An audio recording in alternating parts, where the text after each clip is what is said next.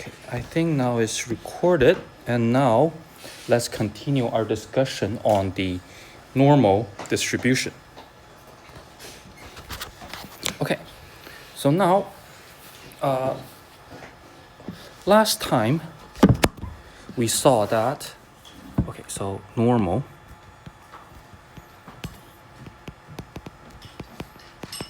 distribution.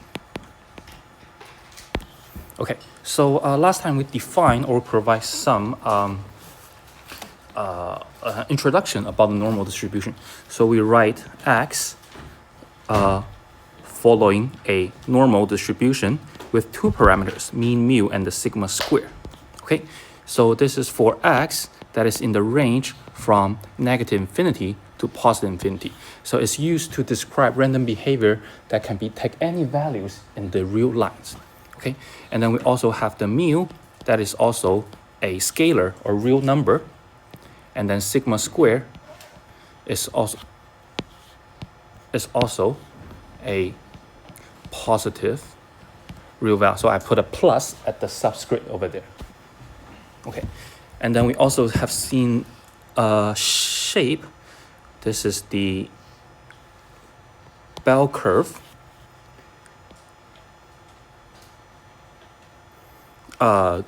For this probability density function, and then the shape for this normal distribution is defined by the mean and the variance, which is just the parameter for the normal distribution. And we have also shown that the mean and the variance that we calculate, and then we show that the mean and the variance are exactly the mu and the sigma square. Okay, so in this particular curve, the center of this curve is located at the mean. So if you take the expectation like what we did last time, you will get the mu, and then you will also have the variability that is defined by your sigma square. So if you put the mu, if you increase the mu value, you essentially just shift the curve to the right. If you lower the mu value, you just shift the curve to the left. And then if you increase the sigma square, basically you will have a higher variance or higher variation in your random behavior for X, so that you will have a like a wider mass in the middle. And then if you have a lower variance, that means there's not much variability in this random variable, so you will have a relatively high peak or a very thin curve for your density function. Okay. And then we can also perform a transformation, which is to drag all the random variable toward the center and then scale by the variance.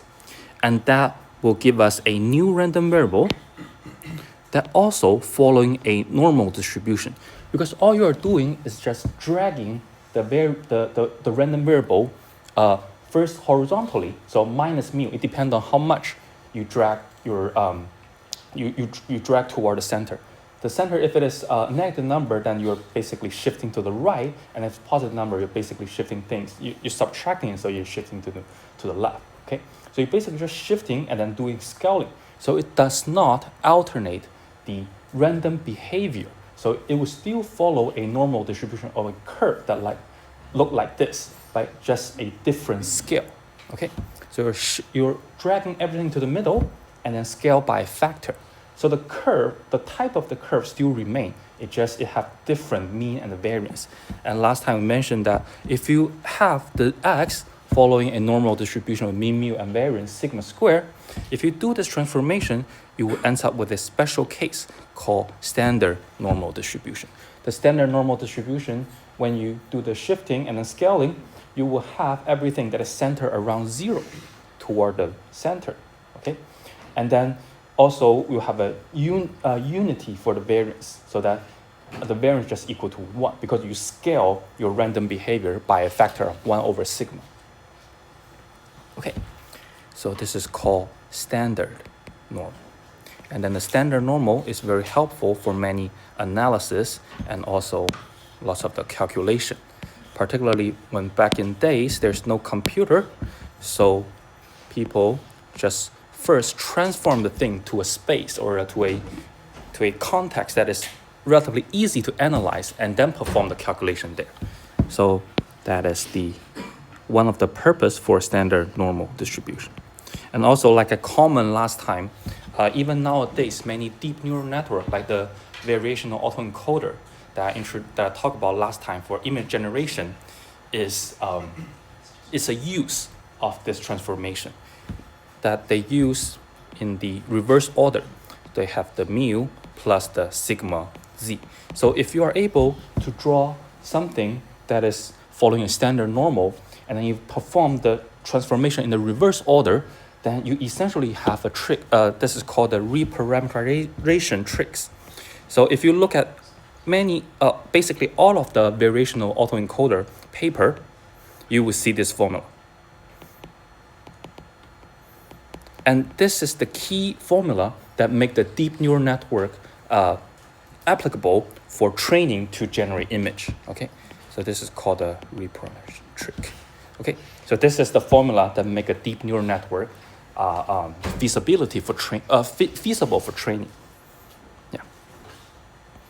Okay. Any comments or thoughts so far? Just a quick recap from. Yeah. Go ahead. With the distribution or the graph for the standard normal, would it look similar to the normal distribution? Yes, you essentially share the same curve. It's just different mu and different sigma. Yeah. Good question. Yeah. Basically, you're just dragging left and right, scaling a little bit to make it like a fatter or thinner. And then you still share the same curve, like symmetric and then two-tail decreasing the kind of shape by just different numbers.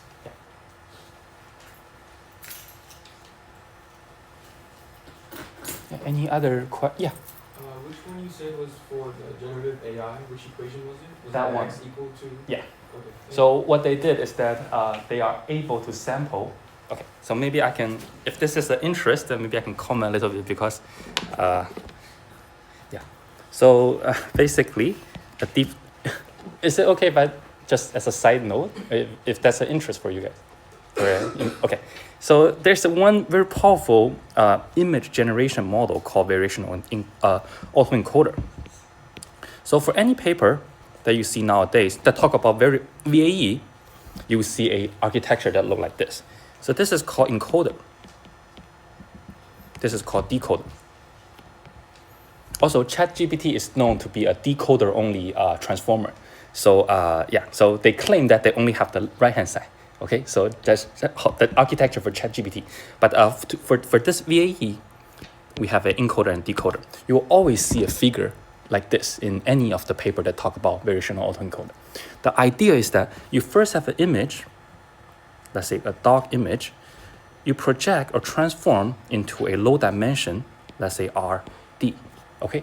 So a low dimensional latent representation, or in our case, it just say Z. And then you use it through the decoder to regenerate this dog image, and you train your model to make your generated dog image to look like the original dog image. But the training is not simple because in computer, basically for training, you need to calculate gradients. Like that's the first order derivative. In order to calculate derivatives, if you do this for this architecture, it will get stuck in the middle. So the people who invented the VAE architecture, or to make this neural network trainable, is through the trick, this one here. So x equal to mu plus sigma z. So what they did is that they did not directly encode the x into the z. They encode the x into mu and the sigma. And then if we're able to draw from a standard normal, so a high dimensional standard normal distribution, then you can pass through the decoder to generate the image. And then with this extra trick, you are able to train your neural network. So yeah, so these tricks are still important nowadays to make a deep neural network meaningful. Yeah. Does that answer your question, or yeah? Any other question or comments? Yeah. Go ahead. It's gonna sound really like obvious, but like how do you like how does someone make a bell curve? Like do they just take data and then just like Yeah.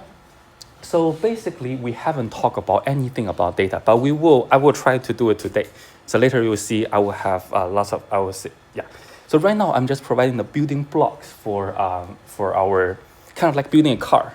I provide like the engine part, how to build an engine, how to build an electricity system, and then eventually we will have the car. And then when we have the data, we are able to drive the car. So today, I think I will be able to get there to collecting data and then how to. Once we finish the building the car, we'll drive the test drive. Yeah. So your question is that how to get the curve, right? yeah. Yeah. So basically, is that we assume that the random behavior follow that, and then the data is just when we randomly draw a sample, it would land in here, and that is just that's one data point. There are infinite data points in the world, but the only data that you see is the data that you collect. For example, if you do experiments, you collect 100 patient samples. That 100 is just part of it. Yeah.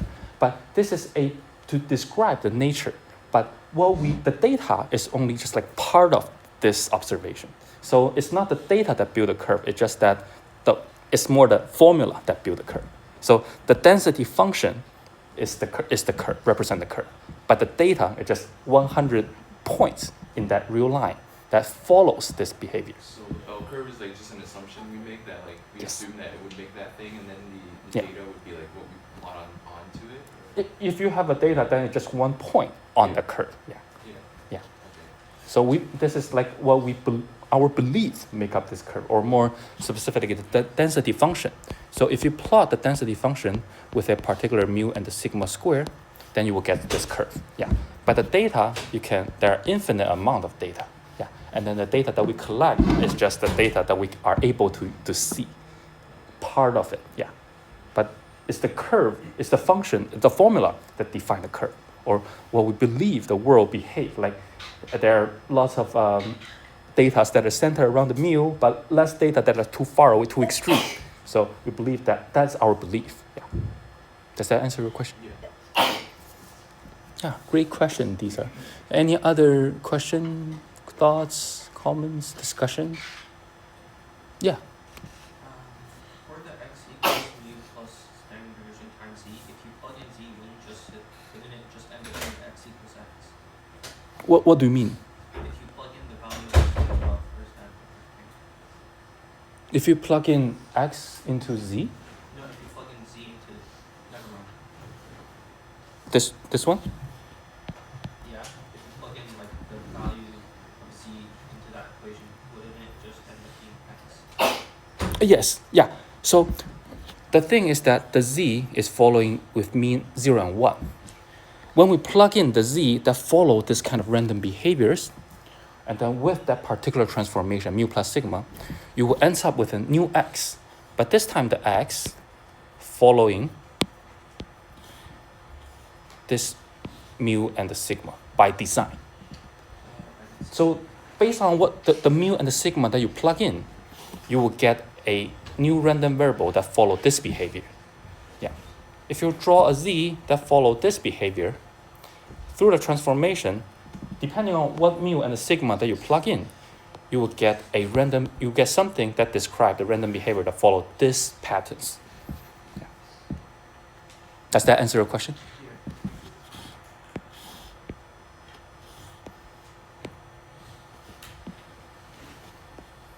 Do you guys need this figure or in the notes, or maybe I'll just leave it here. Okay. Yeah. This is called a variational autoencoder, VAE. One of the quite important neural network architecture to generate image. There's some other model called generative adversary network, and then also the diffusion, DDP. Is it the diffusion model? I forget their acronym. So people nowadays just build random acronym like ChatGPT. Anyone know what ChatGPT stands for? GPT stands for. Yeah. Generative pre-trained transformer? Yeah. So transformer is essentially a decoder.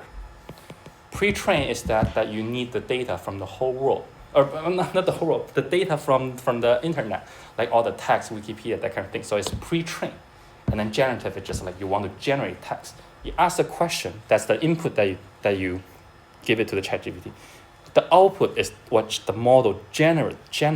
So that's generative pre-trained decoder.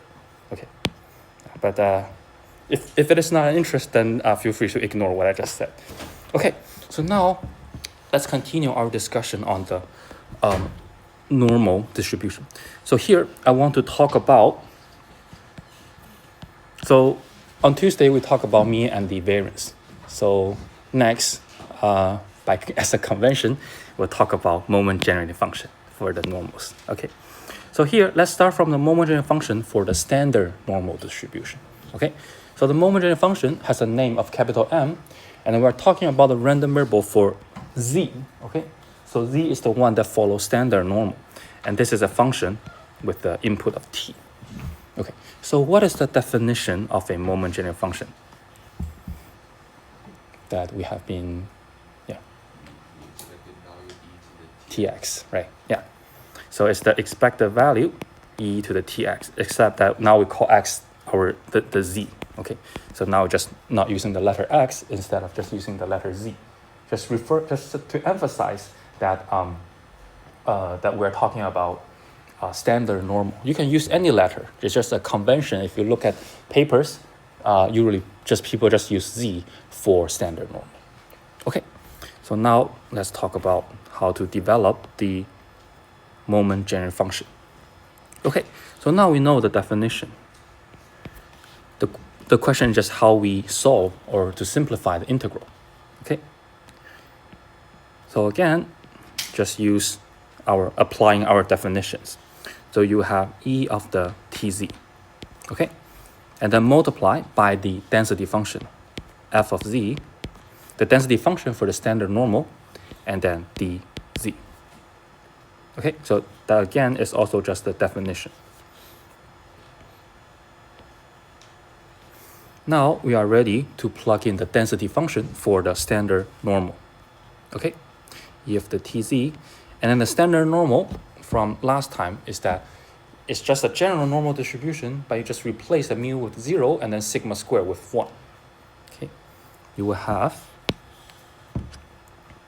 1 over square root of 2 pi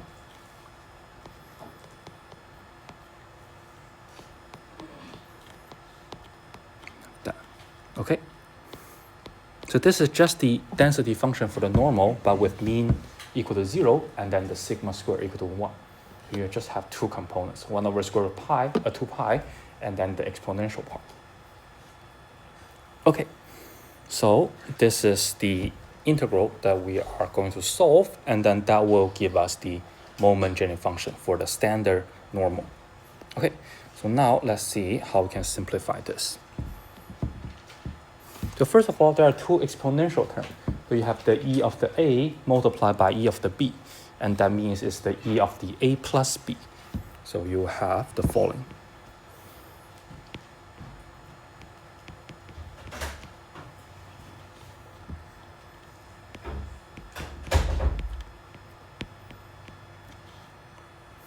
Z squared, that's the power in the second exponential term, and then plus the power in the first exponential term. So plus tz.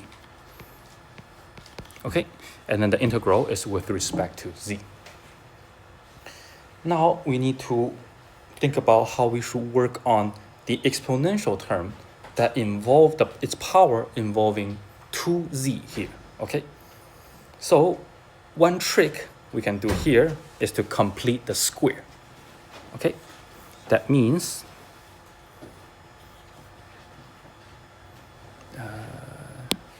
maybe I will.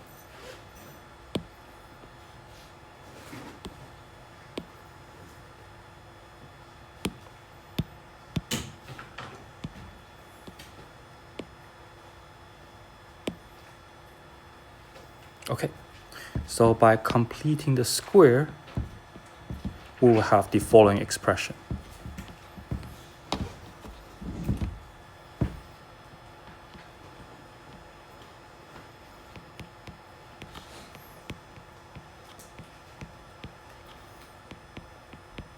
Okay, so I'm just I have just copy paste what I have from above. And then we need to do one extra step to complete the square. So first of all, minus 1/2 t squared. But that alternate the quantity that we have here. So what do we need to do? So we can put it back, 1/2 t squared. So although we just subtract and minus something, like remove and adding something back, so it does not alternate the quantity, but by writing the things in this way, give us a new way to analyzing or to observe or to from this terms. Okay, so what we can do is the following. So our idea here is that we have the a squared plus 2ab plus b squared. This is by construct what we have done here. We are going to make it into a plus b, taking the square. Okay, so that is our overall strategy here. So 1 over square root of 2 pi. So maybe I can provide one more, extra steps here. So I can bring the factor 1 over 2 outside, and then let's see what we have here. We have the z squared plus 2 minus 2tz minus 2tz plus a t squared. Okay, so I'm just pulling out the factor negative 1 over 2 from the first 3 terms. Okay, so I have the negative 1 over 2 pull out. The first 3 terms will end up with, when I put them into the parenthesis, you'll have the z squared minus 2 copies of zt, because you drag the 1 over 2, the factor in the front, you need to add it back. Okay, and then plus the t squared. The plus is because you put the negative sign outside. Okay, so that is the result for the first 3 terms. But don't forget we have another the fourth term by adding 1/2 t squared dz. Okay, so from the previous line is that we just adding and subtracting and adding back the term, does not alternate. But this, it looks trivial at the beginning, you're just adding a 1 minus a 1, but it gives us the ability to group things nicely. For example, the first 3 terms can be grouped in that way, then you can write it as a plus b squared, that kind of formulas. Okay, so that means you have the following.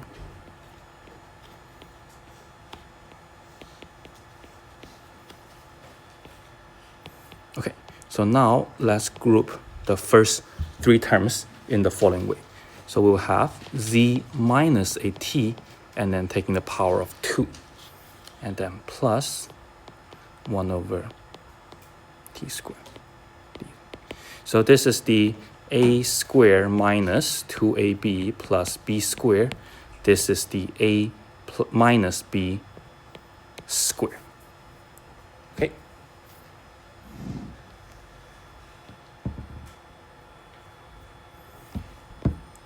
Now let's see how does this help us to simplify the integral. So maybe I'll just provide some extra step for clarity. So we have 1 over square root of 2 pi. And then now I'm going to break the exponential of a plus b into the exponential of a multiplied by the exponential of b.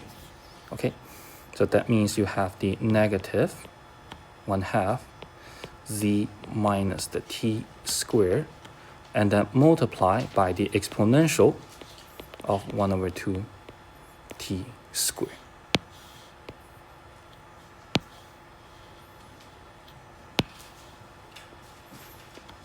dz. Okay, so now you can see that through these construction and these tricks, we end up with a term, only one of the exponential term involving z. The other exponential term does not involving z. So they serve as a constant. That means we can bring it outside the integral. Then we end up with the following. So the e of the 1/2 t squared and then 1 over 2 pi exponential negative 1 over 2 z minus a t squared dz. Okay, so now let me pause here and ask, what does the equation inside the integrals looks like to you?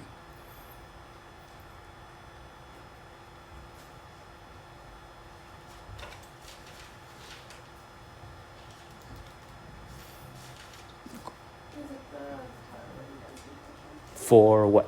For normal. For normal distribution, right? Yeah, exactly.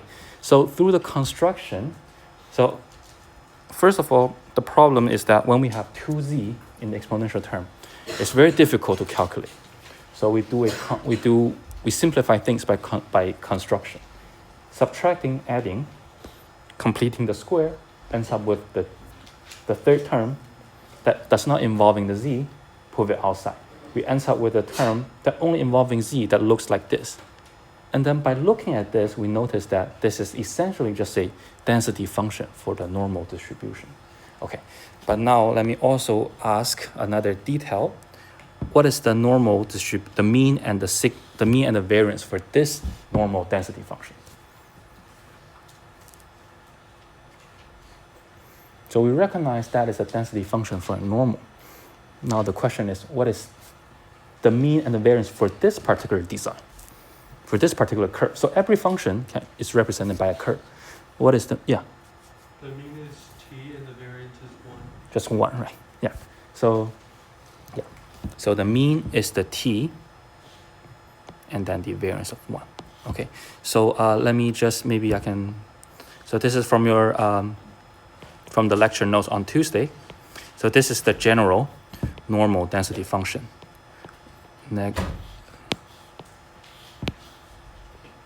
Negative 1 over 2 sigma square x minus a mu. Okay, so this is f of x for a general normal. Okay, by comparing the formulations between this density function for a general normal to the thing that ends up from the construction, we notice that, first of all, it's the density of the normal distribution. Secondly, the things inside the integral is the density function with mu equal to t and the variance equal to 1. Okay, so we know this is a density function with mu t and then variance equal to 1. Okay, so now for a density function, when we integrate from the whole support for all the z's would take from infinity, negative infinity to positive infinity. So if you take the density function and then integrates across all its supports, what does that equal to? Just equal to 1, right? You are just accumulating everything, just like rolling a dice. You're accumulating the probability landing on 1, landing on 2. You accumulate everything across the support, then you will end up with a value of 1. So that means the whole thing, the integral, there's no need to evaluate. It just ends up to 1. This is e raised to the power of 1 over 2 t squared. And then again, this is the moment generating function for the standard normal distribution.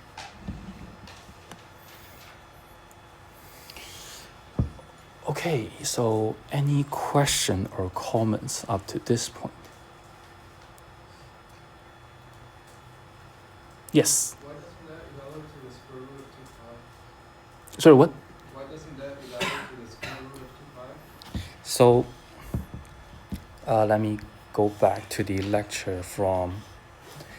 So the equality that you are referring to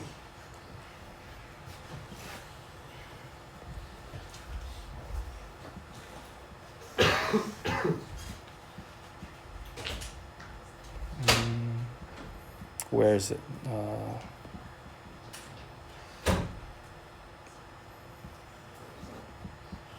I think I have this from last time, right? Where did I put it?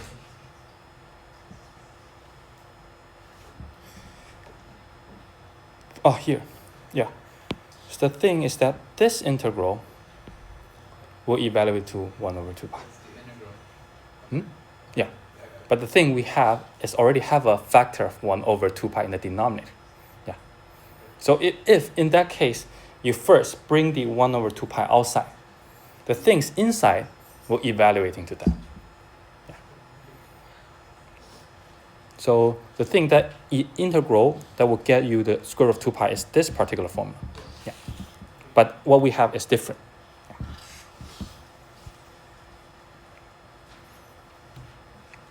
Yeah. So here the thing is that the density function you integrate will give you to 1. Yeah.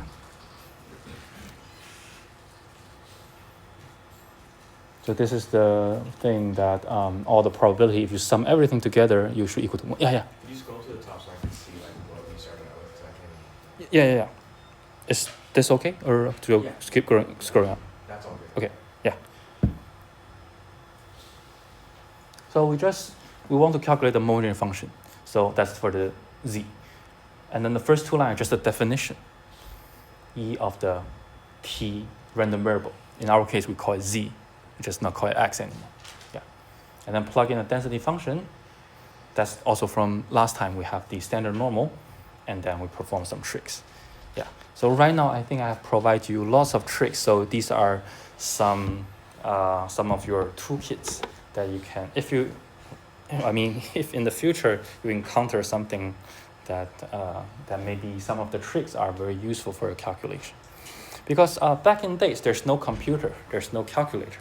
So when Newton, when they discover lots of the satellite or lots of the planet, when they want to track for observing them in the night, they perform extensive calculation by hand.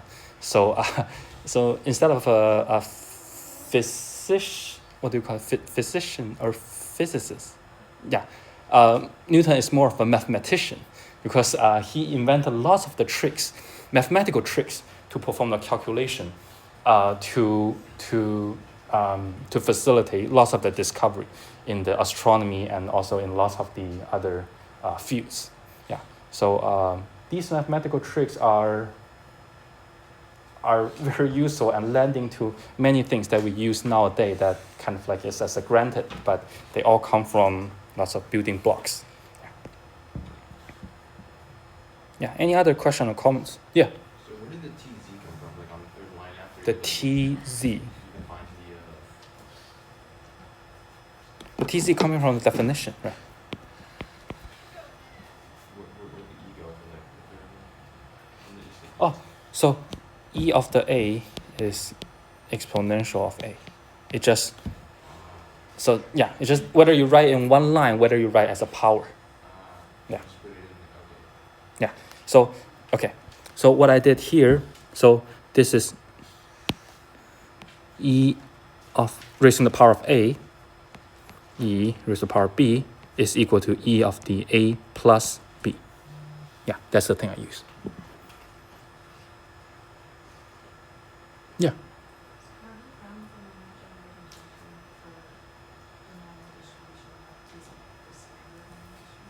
You mean the general, the moment generating function for a general normal mean? Yeah, that's I'm going to talk about next. Great question. Yes. Yeah. So things for normal distributions are highly complicated. Like you saw last time on Tuesday, it could get very difficult. Okay, without lots of tricks, then some of the calculations are not feasible.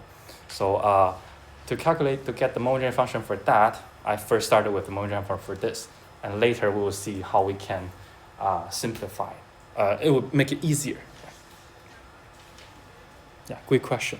Any other question or comments, thoughts? Okay, so that's the moment generating function for standard normal, okay? With the mean 0 and 1. Okay, before we progress to the moment generating function for a general normal distribution, first of all, I want to talk about some properties of moment generating function. Okay. property of MGF. Okay. Okay. So the first thing is that maybe I'll call it 1. So if you have two random variables, x and y are independent,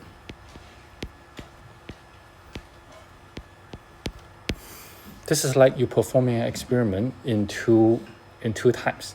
So if you flip a coin for the first time and then you flip a coin for another time, it's unlikely that the result on the second coin is going to affect on your result on the first coin, or vice versa, so that these two trial coin flip are considered as independent in that sense. So here, if you flip a coin x and then if you flip a coin y, and then if they are independent, then their moment generating function, the moment generating function for the result of x plus y, the sum of the two random variables. There's also kind of like you play one hand on poker for the result for the first game, and then you play another game, and then you want to calculate what is your profit, your behavior, because, well, of course, it's a game of a chance of probability, so you can use some moment generating function to evaluating what is your further analysis on your profit for the two games. So we are interested in the sum, and then you can also add in some more all the way to, let's say, 100 games. Okay, but right now just consider the case when you want to analyzing the random behavior if you play a poker for 2 times. Okay, so x plus y, the sum of the profit in that case. Okay, so the moment generating function for a sum of 2 random events, and then if they are independent, like the coin flip, they are not affecting each other, this is equal to the moment generating function of x itself multiplied by the moment generating function of y. Okay, so this is a product. So the moment generating function provides you powerful tools to perform some analysis. So for example, when they're independent, you still want to analyze the behavior of a sequence of a game. Then you can, for example, if you analyze the 2 games that they are independent, you can analyzing their, for example, once you have the moment generating function, you can calculate your expected profit in that case. So the moment generating function can be decomposed into the product of the individual games or individual random variables. Okay. That's the first property. And then for the second one is that, as you have seen, that we are able to have a standard normal random variable and then shifting through left and right and then scaling to alternate the random variables.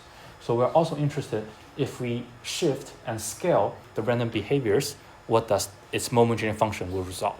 And then if we have that kind of case, then the moment generating function will provide us some analysis. Okay. So the next property, maybe for this one, I can also show a quick proof for this one. So we are interested in the expected value for e of the t for this new random variable x plus y. Okay.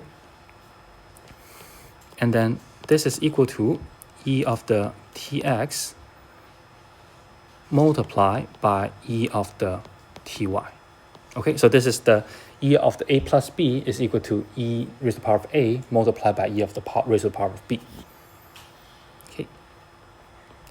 And then you can also break, so this is through the independence. You can decompose into the product of the 2 expectations. So this is the e of the tx, e of the ty.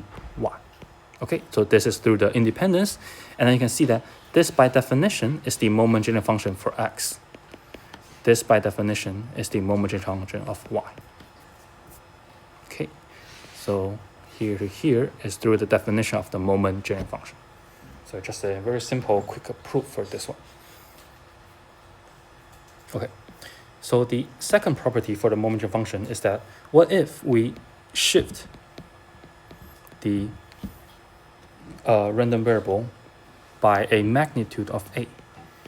So this is like instead of playing a game that you can earn $100, now let's say the dealer upgrade the game by adding a $5 more for the profit.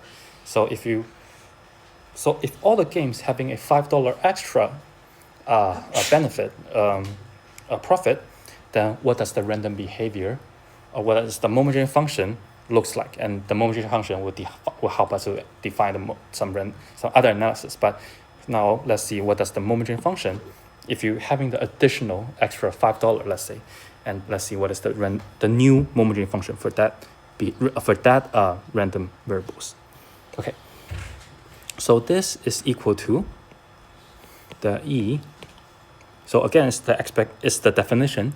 So expectation, and then E of the Tx. But the only thing different is that all of your x has been shifted by a factor, by a magnitude of A.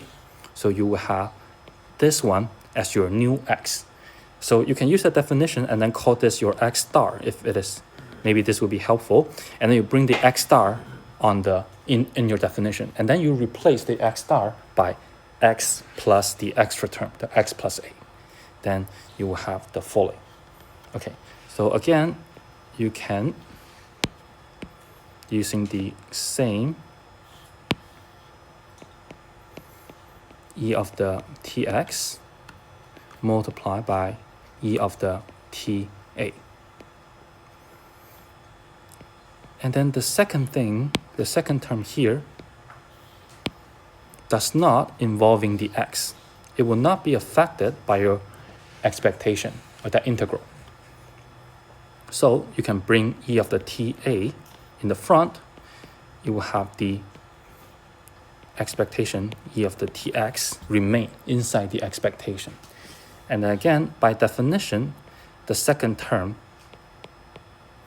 is just the moment generation function for x.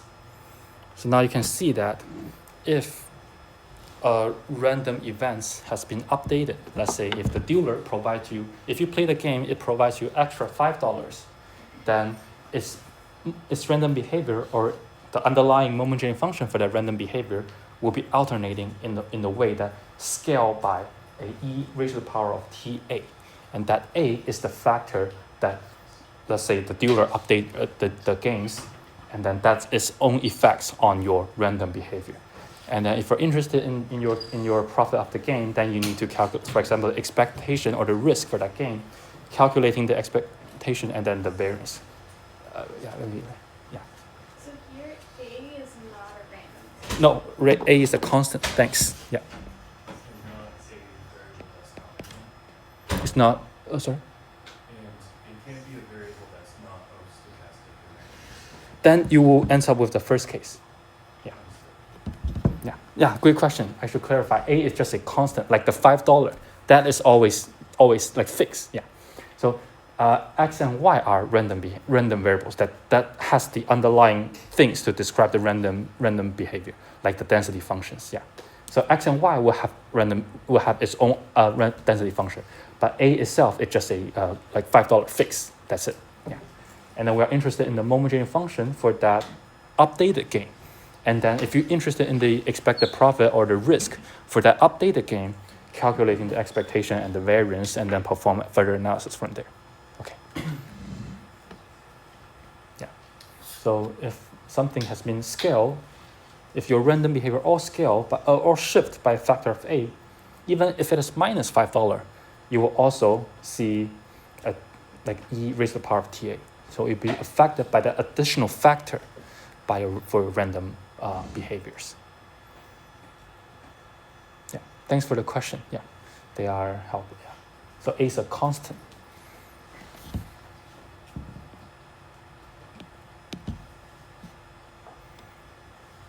Okay, so that is shifting. Now let's take a look at what will be the random behavior if we scale the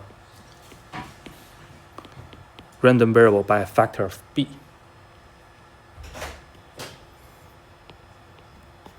Okay, so maybe one example for this is that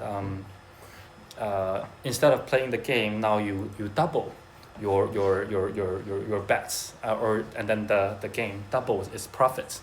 Let's say B is equal to 2. That means if it doubles, and let's see how is this extra policy in the game will affect on your random behavior, that will also affecting on your further analysis. Okay, so now we scale the random variable by a factor of B. Okay, then again, by definition,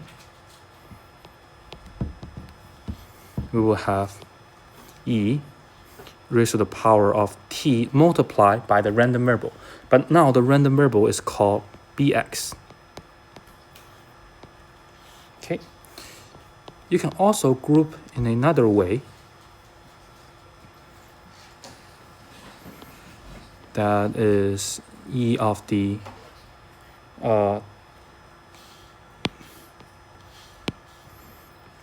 bt multiplied by x.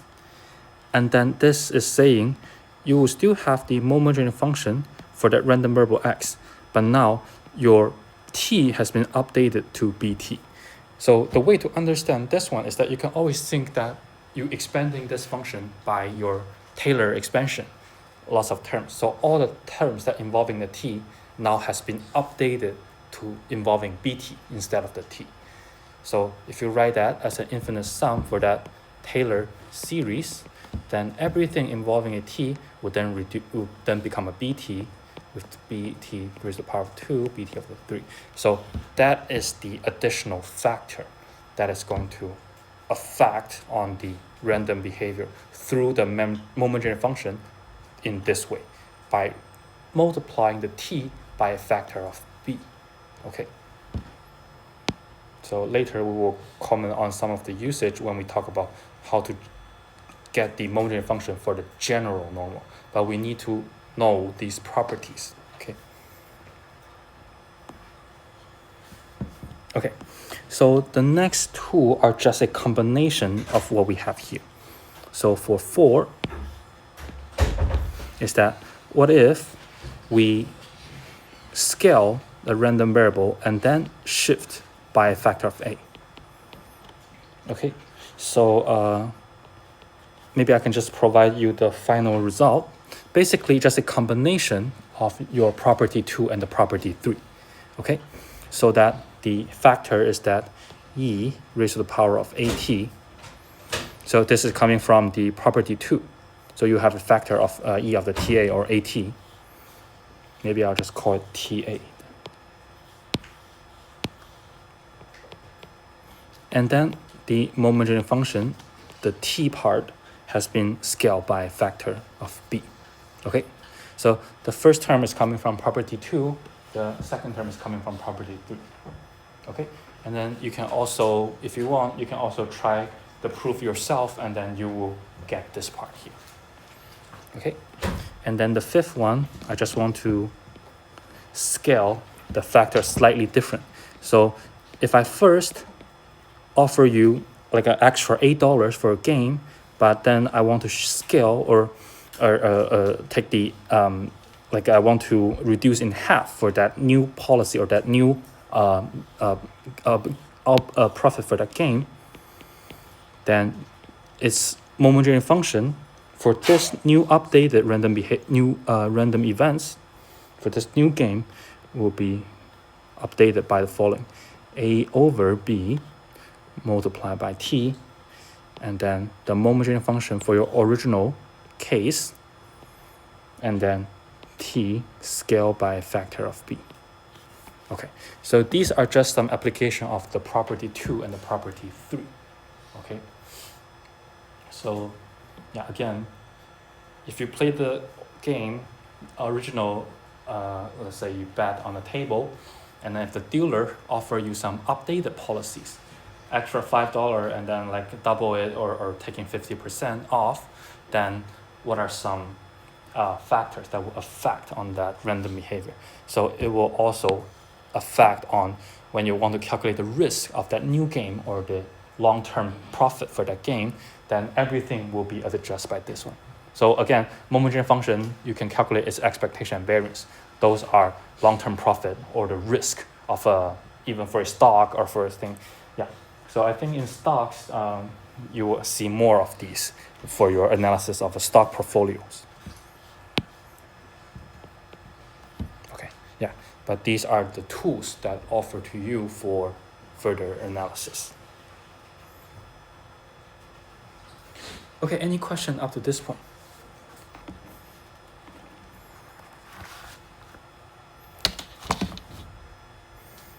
So these are 5 properties for moment-generating function.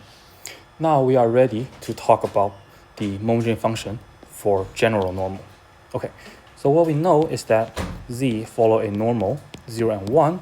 Its moment-generating function, the one that we calculate above, is e raised to the power of 1/2 t squared. Okay. Let's say we are interested in this normal normal distribution, mu and the sigma square. And what is the moment-generating function for this one? So if z can help us to describe the outcome for a, let's say, a stock, okay? And now if the stock has been like a, let's say, in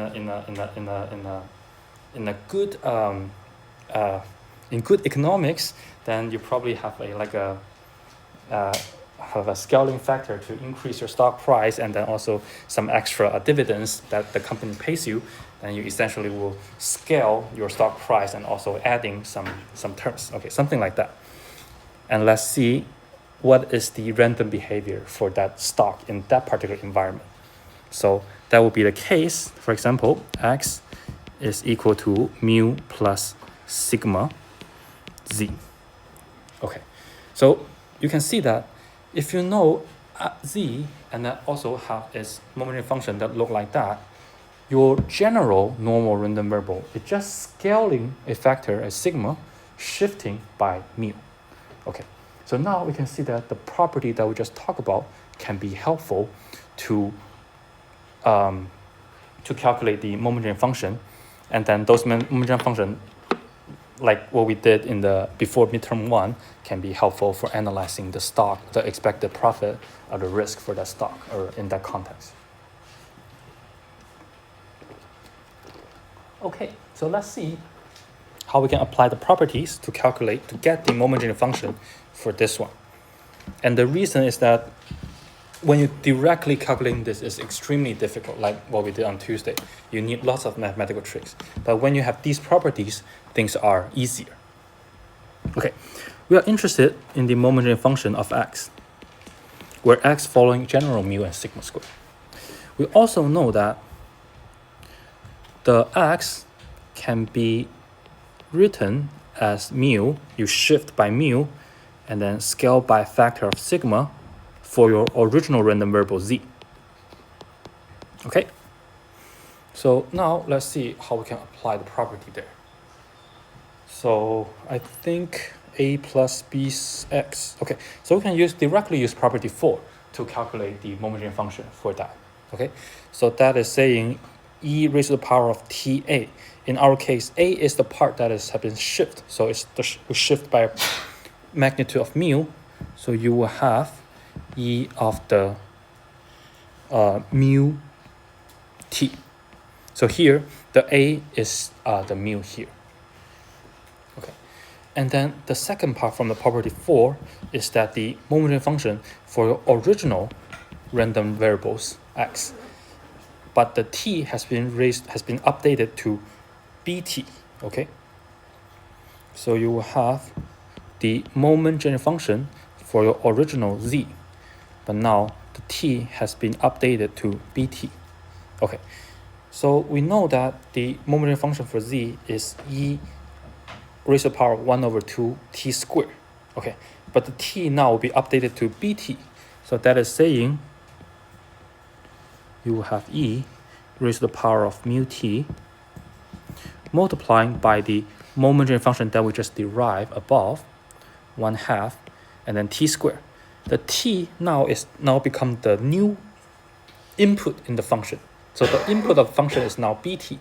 So you replace the t by the new input, which is bt. So that's the input for your new function. Okay, then don't forget the square. Okay,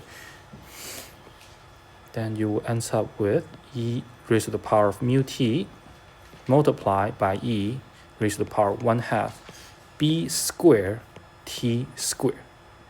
And here, I should, yeah. So in this case, b is just the sigma, okay? So b is coming from the formula, and sigma is that one we applying to this. So b is the factor that we scale, okay? So b is the sigma. So we will have, okay. So now let me plug into here and give you the final result, which is mu t plus 1/2 sigma square t square. And this is the moment generating function for x, where x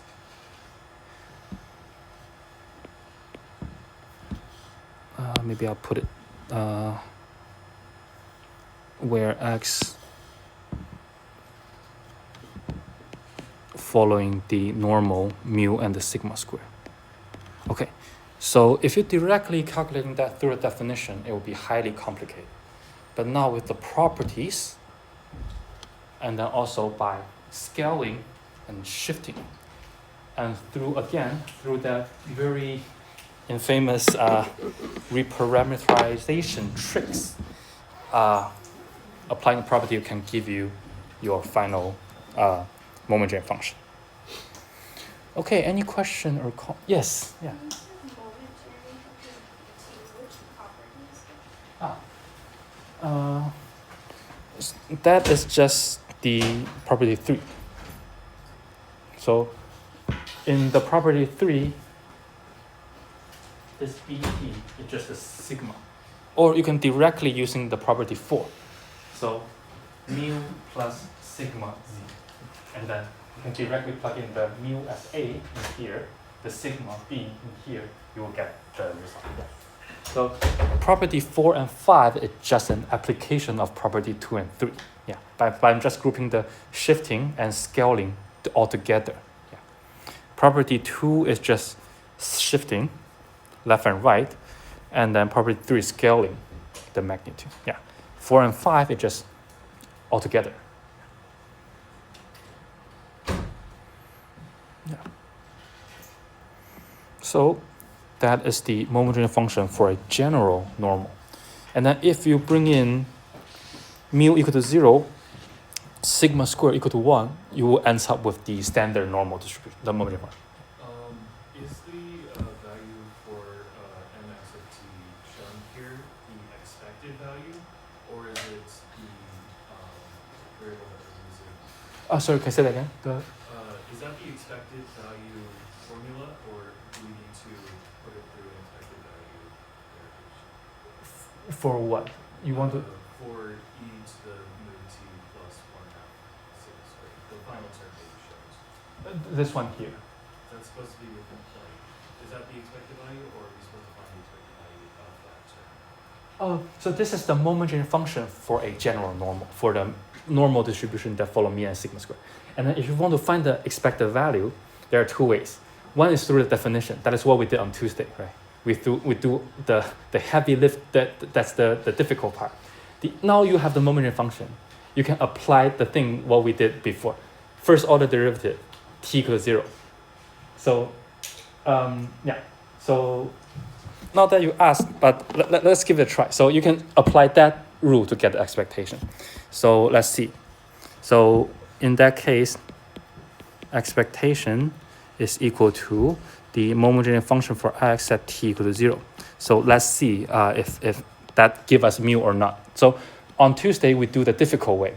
Now you have the moment generating function. It makes things way easier to calculate the expectation. So let's see. So you will have e raised to the power of mu t plus 1/2 sigma square t square. Now if I do the chain rule, you will have mu plus sigma square t. Okay, if you bring in t equal to 0, you will have e 0 multiplied by mu plus 0. This is mu. Okay, yeah. So if you have the momentary function, 3 lines, you can just get in the expectation. On Tuesday, we spent half of the lecture to talk about how to just get that mu. Yeah. Yeah. So again, these are just different tools to get the same thing. Yeah. But if if you use lots of the mathematical tricks to get these properties, then you can no need to do that. But if you don't do this way, then you will go through the original with lots of the mathematical tricks to do, which is what we did on Tuesday. Yeah. So again, expectation is still going to be mu. Yeah. So again, once you have the expectation, once you have the momentary function, you can easily calculating lots of the things. So in stock market or lots of the quant or in finance, many of the stocks are considered as following a normal or more of the log return following a normal distribution. And then interestingly is that in many of the finance or those big companies, they're using normal distribution to analyzing the stock price and then momentary function to calculate the risk or the profit for the portfolio. So these are the building blocks for many of your analysis that you will encounter in the future. Yeah.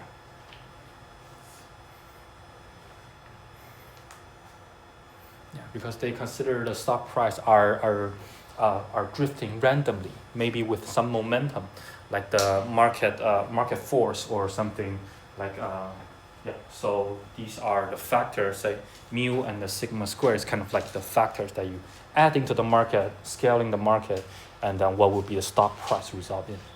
So yeah. So if you are interested in finance, you see lots of people doing this.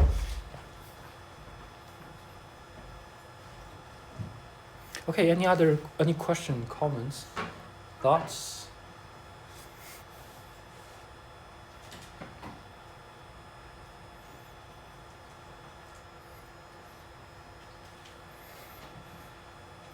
Okay, so yeah, if you want a second moment, you can just take the second order and then get the yeah, and then you will get the variance. So I think we have 20 minutes. Maybe we can do something. Let's see if I can maybe not make it too intense.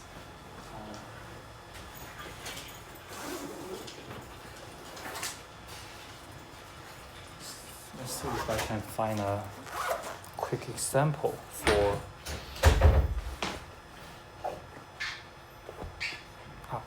Okay, before that, I think one more thing I want to comment, which is, I think I'll do this first. I think this is also used in the homework. Okay. So, another example. So let's say x following a normal with mu1 and sigma 1 square. And then you have another random variable that follow normal with mu2 and then sigma square 2.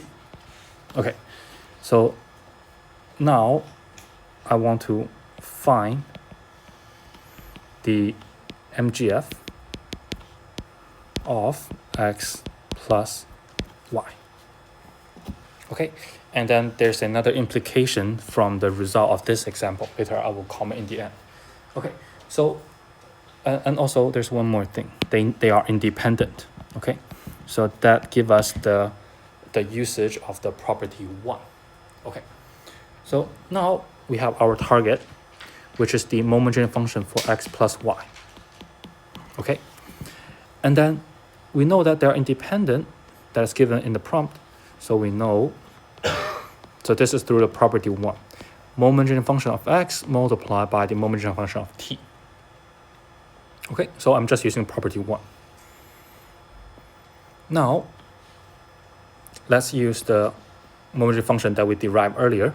So for the random variable x, its momentary function is e raised to the power of t multiplied by mu1 plus 1/2 t squared. sigma 1 square. I'm just plug in the corresponding mu and sigma into the moment gain function that we found earlier. Multiplying the moment gain function of that, so mu of t2, t of mu, t multiplied by mu2 plus 1/2 t square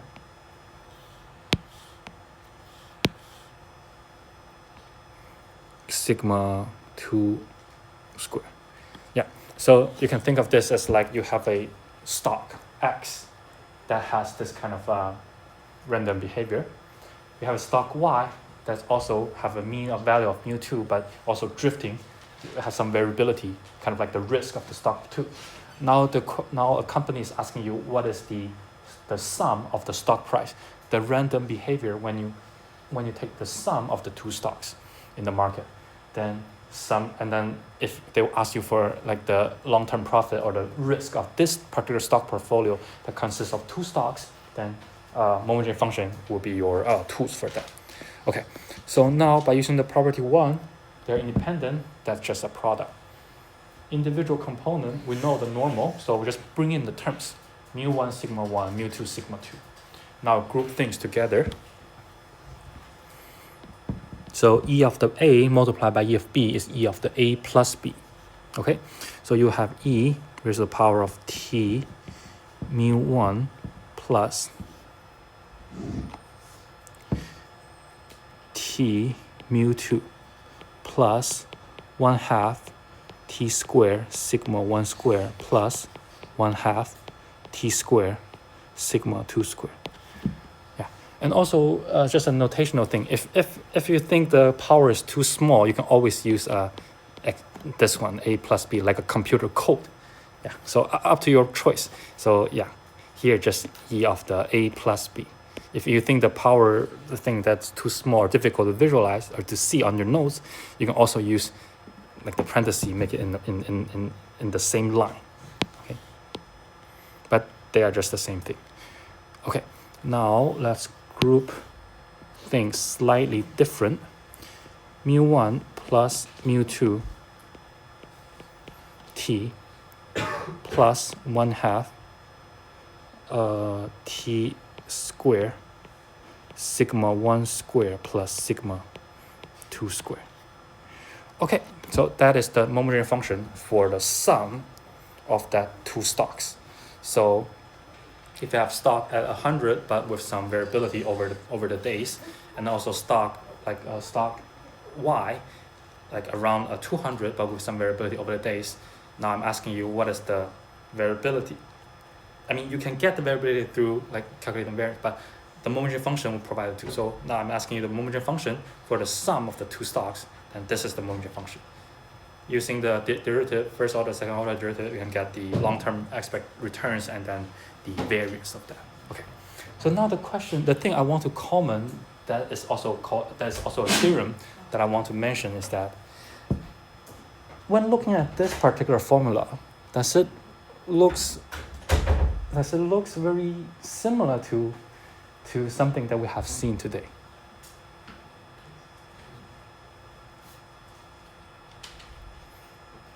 So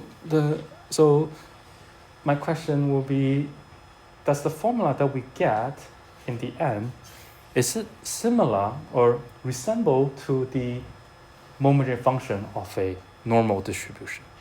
Does it look very similar? So it does, right? So you have something. So the moment gain function for a normal is the mu times t, 1/2 t squared sigma squared. After we group things differently, in this way, we also have something multiplied by t plus 1/2 t squared multiplied by something. Okay, so this is called the uniqueness theorems for moment gain function. Okay, so if you're able to calculate the moment gain function, and then if you're recognizing that it looks like the moment gain function of some distribution or some random behavior that you are already familiar with, then they share the same distribution. Okay, so this is saying this one is very similar to the expression of some mu star multiplied by t plus 1/2 t squared sigma star square. Okay, except that the mu star is something different. Sigma square is something different. So if you are able to construct the formula for a Momentary function that looks like the Momentary function of something that you know of, so that thing is the Momentary function of a normal distribution. We already know that it looks like that. But now, after we calculate and rearrange the terms, the Momentary function for this sum also looks very similar to that expression. And this is where the uniqueness theorems of the Momentary function plays a role here, is that we can identify that the sum of the x plus y also following a normal distribution. So this one looks very similar to the Momentary function of the normal, then this one also follows a normal distribution. This is saying the x plus y also following a normal distribution. So all the things that follow the same distribution have a unique Momentary function. So now, even the formula, the thing that we get is slightly different, but it still share the form of that.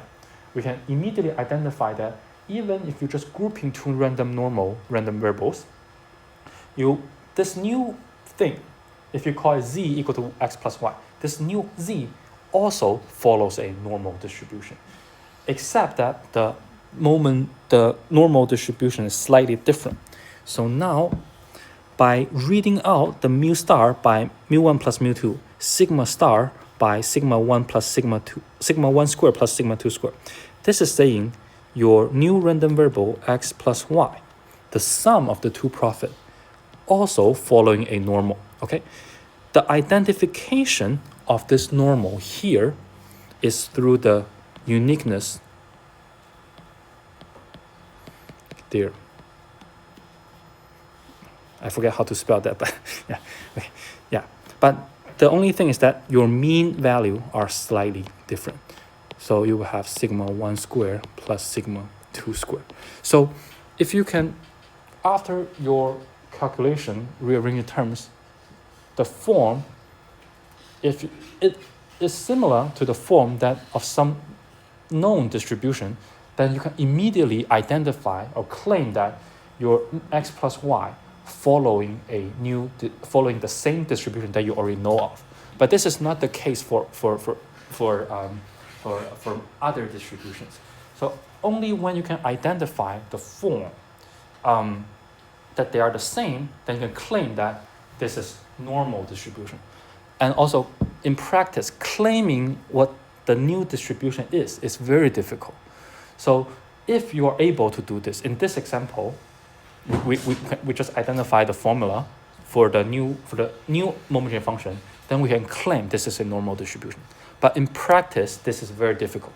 It's very difficult that after you collect 100 samples of patients, and then you can claim the distribution for the random behavior of that 100 patients. It's very difficult. But if you are able to get the Momentary function, and then if you can recognizing that they look the same, then you can claim the distribution. So the claiming for that normal is through the uniqueness theorem, through the resemblance of the two Momentary function. Okay. And yeah. So this only works for the normal distribution. Is it what? This is only applicable to the normal distribution. Applicable to any distribution, but this one is just resemblant to the Momentary function of the normal. So maybe let me do one more example to see, to show you that. To complete this discussion, I will show you an example that I started with an exponential distribution, and I summed them together. Let's see what is the new distribution. So it might not be exponential distribution. It might not be easy to tell, but let's see. Okay. So now, if you have something, so this is one example for a exponent. Before we start, any question for this part? So we identify that x plus y also follow a normal, but with new mean and the variance. Okay, let's see one more examples, and let's see if the distribution are recognizable or not. Okay. So here, another example. Let x1 to xn. Okay. Independent. Okay. So here, there's another word called identical distributed. Okay, so people usually take the abbreviation IID. Okay, so this is IID. It's referring to independent, identically distributed. Okay, so this is saying each of the xi for I from 1 to n, let's say if it follow an exponential distribution with the parameter gamma. Okay, so now you can see that we are now gradually moving to the direction that we are collecting data. Okay, so now these are n, let's say different stock price or n patients. So by the time by now we have most of the building blocks for our analysis. So now we are going to move in the regime that we are starting to collecting data, and then maybe we are ready to use the mathematical tools or statistical tools that we develop or discuss here to perform some analysis. So now we're collecting data, so n data points here, n patients, n stocks, or that kind of things.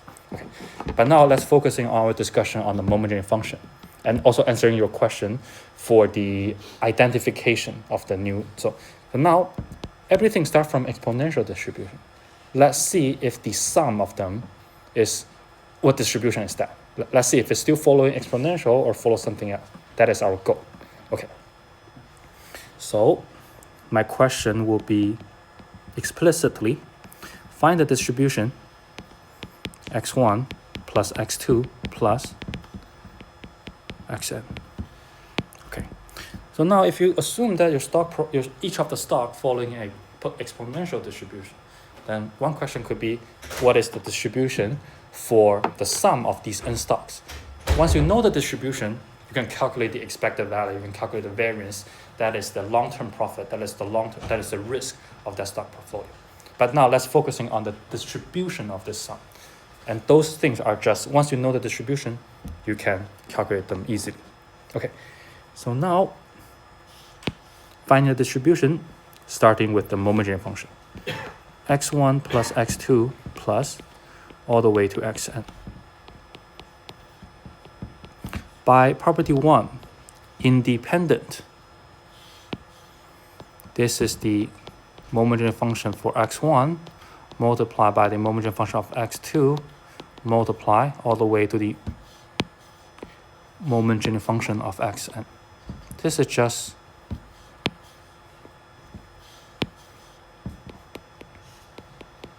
property 1. Okay, independence, you can write as product. Property 1. Okay, so we have used the independent. Now let's take a look at what identically distribution, the ID part.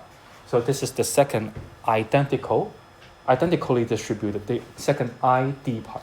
The ID part is just saying each of the xi following a exponential distribution. Okay, that each of the xi, they all share the exponential distribution, they all share the same moment function. So anyone still remember what is the moment function for exponential distribution?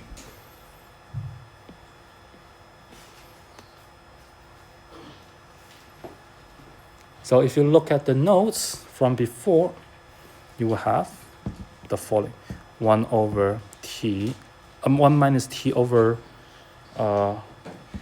lambda -1. Okay, that is the moment function for exponential distribution. Okay, but that is for one of the xi. Each of the xi, they all share the same moment function because they all are exponential distribution. That is the identical distribution. Each of the xi are distributed with the exponential distribution. So when you multiply them, you will have the moment function for the second one, and then the moment function for the last one. Okay, so this is the moment function that we derived before midterm 1 for the exponential distribution. Now we're just going to use it for our analysis.